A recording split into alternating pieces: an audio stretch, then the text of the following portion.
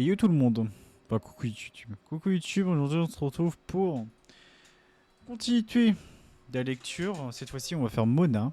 La voix Félicia Anger, la constellation Astrolabos. Jeune astromancienne mystérieuse, Mona se surnomme elle-même la grande astromancienne Mona et fait preuve d'une force singulière et d'une érudition hors norme qui ne désavoue pas cette appellation. Hop, petite lecture. T20 est un continent qui n'a donc pas d'animation. Les commerçants transportent leurs produits, les chevaliers se consacrent à leur patrouille et les paysans travaillent à de la terre. Si on demandait à Mona ce qu'elle faisait de ses journées, celle-ci vous répondrait qu'elle paie la dette qu'elle la vit. Cependant, elle déniera farouchement être dans le besoin. La beauté cache la vérité. Comme la nourriture appétissante nous fait oublier sa valeur nutritionnelle souvent pauvre. D'après Mona, il lui en faut peu pour être heureuse. Vivre dans la simplicité serait un moyen de donner une certaine authenticité à sa vie.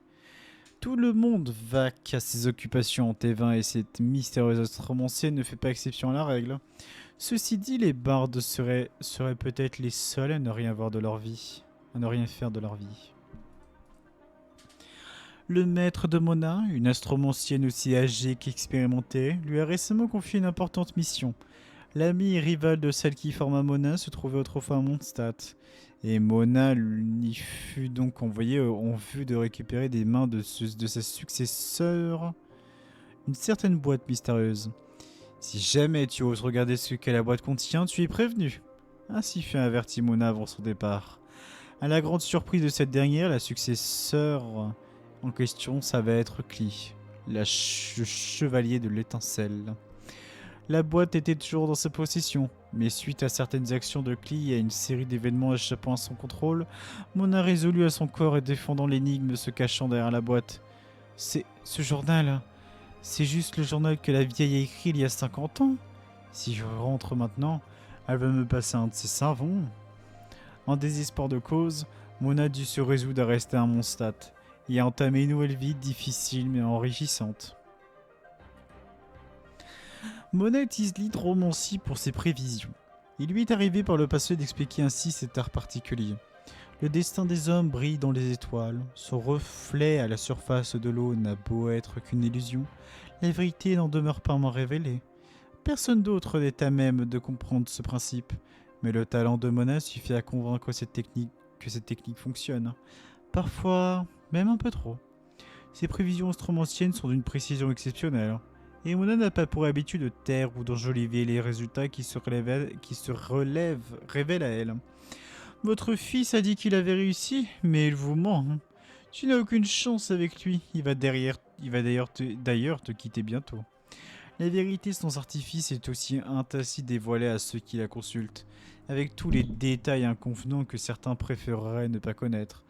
Mona ne fait aucune exception.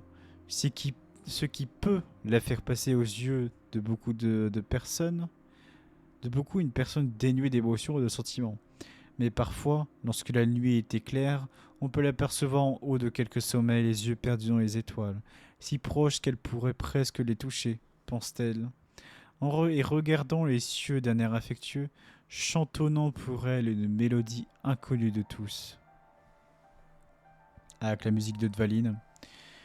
N'ayant jamais étudié l'art de la finance, Mona l'astromancienne se retrouve souvent à la limite de l'extrême pauvreté. Elle s'est ainsi par le passé contentée de champignons à chaque repas durant un mois entier afin d'économiser sur ses frais de nourriture, et ce n'est que grâce à une aide inespérée qu'elle put réussir à tenir. En réalité, Mona arrive bien à mettre quelques argent de côté, mais en l'absence de revenus fixes, elle économise autant qu'elle en est capable au niveau de son alimentation. Où est passé donc le reste de ses moras? Un coup d'œil à son laboratoire et aux nombreux appareils compliqués qui le meublent donne une idée de la réponse à cette question. Tout cet équipement, tous ces ouvrages rares d'une valeur inestimable, livres antiques de Liyue, Astrolabe de Sumiru, rien que les frais de port en feraient pâlir plus d'un. Rien d'étonnant donc à ce que Mona vive dans une pauvreté quasi permanente. Afin de jouir d'une source de revenus plutôt stable, Mona a fini par signer un contrat avec le journal L'Oiseau de Vapeur et tient pour le magazine une rubrique à propos des constellations. Cela lui a permis dans une certaine mesure de se sortir des difficultés financières auxquelles elle était habituée, mais la poursuite du savoir ne saurait s'arrêter ainsi. Aussi peut-on voir Mona partir en chasse de quelques nouveaux matériels dès que son salaire tombe, pour se retrouver à nouveau sous le sou jusqu'à la prochaine paye. Mona n'a donc pas vraiment résolu son problème, mais possède désormais un laboratoire encore plus fourni qu'avant. Il arrive que Mona retrouve Klee et Albedo. D'abord pour profiter d'un repas gratuit, certes, mais aussi pour discuter de recherche avec son confrère.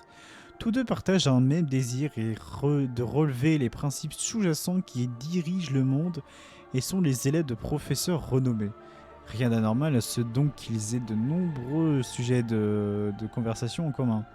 Devant Albedo, Mona défend avec ferveur l'image de la femme à qui elle doit sa formation. Et cela étant, cela ne l'empêche pas de se plaindre malgré tout régulièrement de la vieille. Tu dis avoir été formée par un maître d'exception, mais tu dis aussi qu'elle n'est qu'une vieille idiote butée. Laquelle de ces descriptions est correcte? Albedo ne put s'empêcher de lui poser un jour cette question. Et Mona a dû bien reconnaître qu'elle n'avait jamais considéré les choses. Se grattant le menton, elle se plongea dans une intense réflexion. Les techniques que la vieille m'a inculquées sont exceptionnelles, pas le doute là-dessus. Mais ça ne veut pas dire qu'elle me surpasse. Est-ce qu'elle connaît le prix d'un œuf, du beurre ou de la farine? Vu comme ça, je lui suis de l'an supérieur. Hein. Oui, parce que elle, son maître, enfin, sa mère plutôt, c'est Barbelos, une sorcière de l'Exian Circle. Là où Klee, sa mère, c'est Alice, l'aînée des sorcières. Et tu as Albedo, création de Raidaughter, qui est aussi une sorcière. Et aussi d'autres choses. Lorsqu'elle était encore apprentie, Mona apprit que les principes abstraits enseignés par son maître étaient capables d'expliquer les lois gouvernant l'existant de toute chose. Le cœur des hommes est régi par ces lois, et celui ou celle capable de faire montrer d'un pouvoir de déduction exceptionnel pourrait en théorie être à même de lever le voile sur tous les mystères de l'humanité. Ou du moins pensait ainsi autrefois Mona. Mais lorsque vint le jour où la jeune astromancienne dut rejoindre le monde pour subvenir elle-même à ses besoins, le doute commença progressivement à l'envahir, et elle réalisa que tout le monde n'avait pas la chance de vivre une vie de confort, et que nombreux étaient ceux qui se couchaient le soir le ventre vide.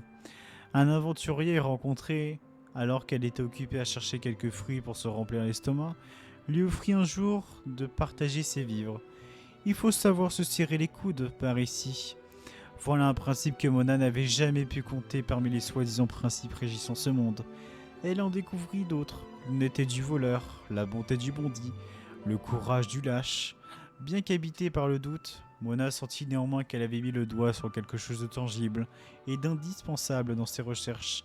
Désormais, alors qu'elle laisse libre cours à ses pensées en s'absorbant dans la contemplation du ciel nocturne, elle s'émerveille à la réalisation qu'il lui reste encore tant de choses à découvrir et à apprendre. Qui sait, peut-être que ses recherches continueront sa vie entière. Le monde a encore tellement à offrir. Parlons astromancie.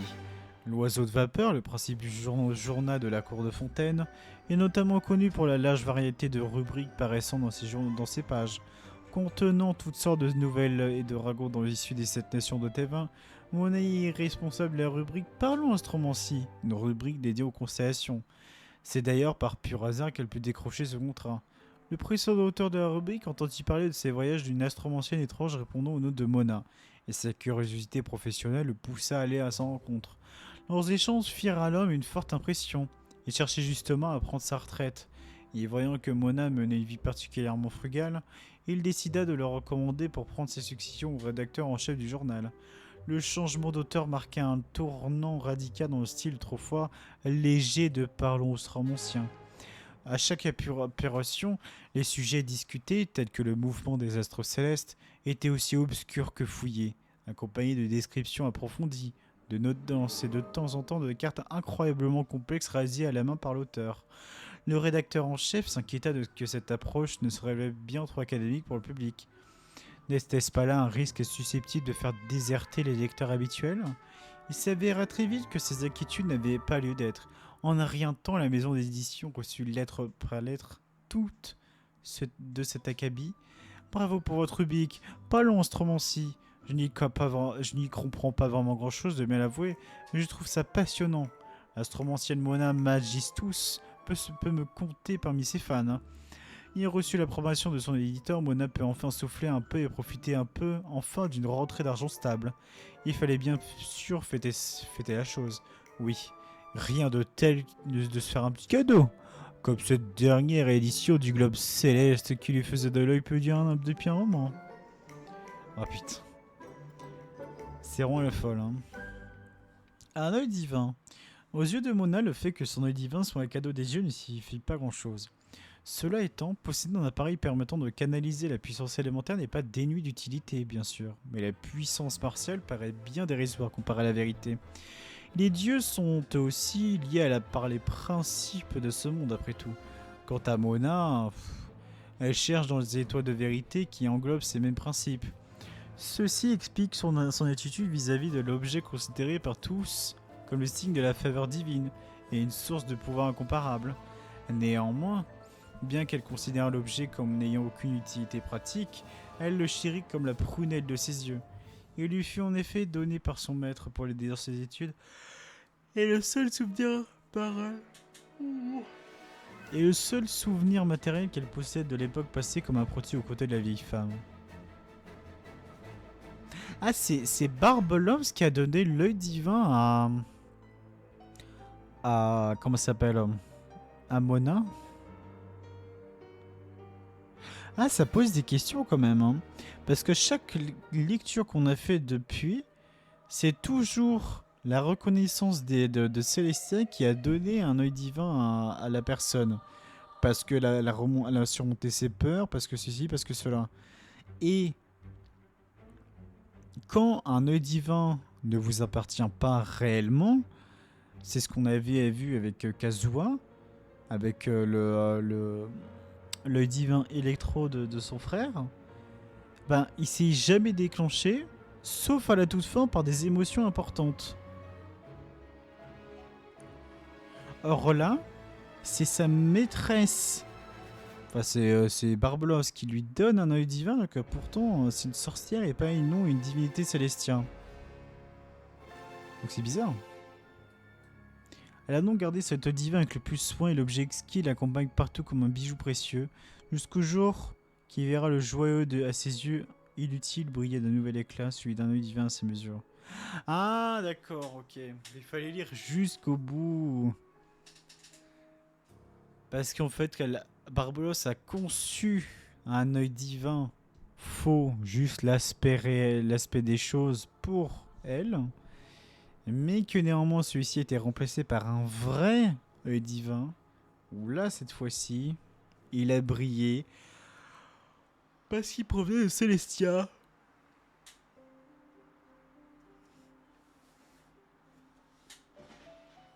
Ok, ok. Les répliques.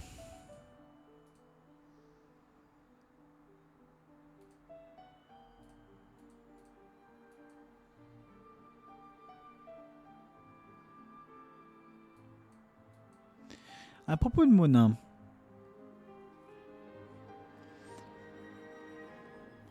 À propos, le travail d'astromancien consiste à montrer aux gens ce que le destin leur réserve et c'est exactement ce que je fais. Il y aura toujours cependant ceux qui ne sont pas capables d'accepter ce qu'on leur dit. À propos de mon destin, je ne sais pas. À moins d'y être contraint, les astromanciens ne prédisent pas leur propre destin. Les anciens de mon art nous ont mis en garde contre cette pratique, car elle peut amener le destin à se contredire, ce qui est extrêmement dangereux. À propos de nous, quand tu ne viens pas de ce monde, je ne peux pas te donner de prédiction. Tout ce que je peux te dire, c'est que ton périple est loin d'être terminé. À propos de l'œil divin Desiderata. Lorsque j'ai reçu mon œil divin, la vieille femme me l'a donné, a pris un air solennel et a dit que la soif de vérité puisse toujours guider ton cœur, mais cette chose ne m'aide pas du tout dans la pratique de l'hydromancie. Tout ce qu'elle fait, c'est me tremper. Cela dit, ça ne fait pas de mal d'avoir un œil divin comme accessoire. Après tout, c'est le seul outil d'étude utile que cette vieille femme m'avait donné, avare m'avait jamais donné, dans un élan de générosité rare. À propos de Jeanne au secours, tu parles de la grande maîtresse suppléante de l'ordre de Favonius. Sa constellation est Léo Minor, qui représente la prise de responsabilité à un trop jeune âge. Le lion a quitté sa troupe depuis fort longtemps, mais la lionne continuera de devenir plus forte jusqu'au jour où elle sera prête à faire honneur aux siens. À propos d'Albedo. Albedo. Ah, j'admire sa capacité à se concentrer sur ses recherches sans être perturbé par les futilités de la vie. C'est comme ça que j'aurais dû vivre aussi, si la vieille n'était pas aussi folle. Ah oui, Clee, la fille d'Alice. Lord de Favonius s'occupe d'elle et d'Albedo aussi. Quelle chance, sa constellation est le Trifolium. Je suis jalouse. Si j'avais la chance dans la vie, mon chemin n'aurait jamais croisé celui de la vieille. Trifolium. Diluc Rangvindr. Nuktoa, sa constellation, représente la vigilance d'un gardien solitaire dans les ténèbres de la nuit.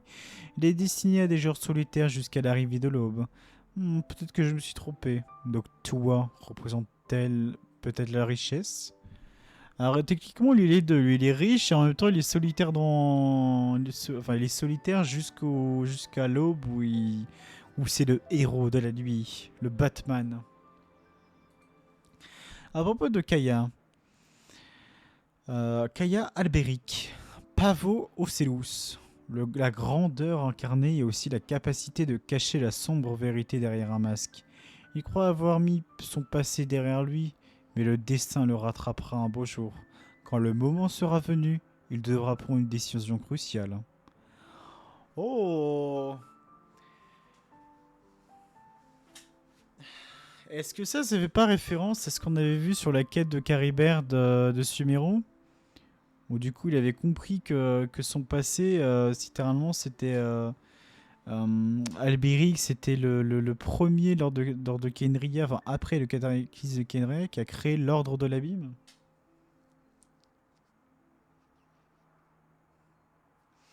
Et du coup, c'est marrant parce que quand le Morosevus, il devra prendre une décision cruciale. Est-ce qu'il y a possibilité qu'il puisse, la possibilité qu'il devienne aussi l'un des membres de l'Orbium? Je sais pas. Sa constellation est le Tempus Fugit. Elle tient son nom du sablier et représente le temps et le savoir, ou plutôt un échange entre les deux. Chaque grain de sable qui tombe symbolise le temps d'une vie qui s'écoule. Afin d'arrêter le sable, il faut tourner le sablier à l'horizontale. Le sable cesse de s'écouler quand on le maintient dans cette position de repos. En gros, l'objet ne fait plus son travail. À propos de Venti, ce barde fainéant qui passe ses journées à flâner, je ne vois pas pourquoi il t'intéresse, mais soit je vais lire son avenir. C'est bizarre. Son disque d'eau est flou. Ce vent est trop fort. Mon chapeau, je vais m'envoler. Stop, arrête tout. Je promets de plus jamais recommencer.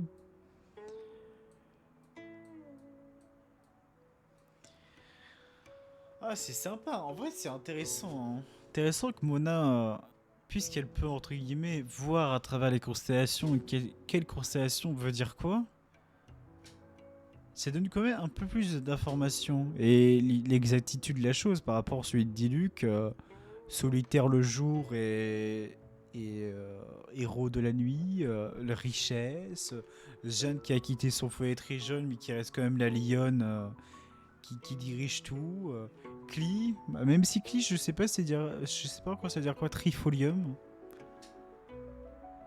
Parce que Tri c'est 3 et Folium, aucune idée. Bah après c'est Alice aussi, c'est la fille d'Alice, hein, donc la génétique parle d'elle-même. Hein. En tout cas, des bisous YouTube. J'espère que t'as aimé bien sûr cette vidéo parjaquant l'histoire de Mona. Et à la prochaine VOD. Ciao.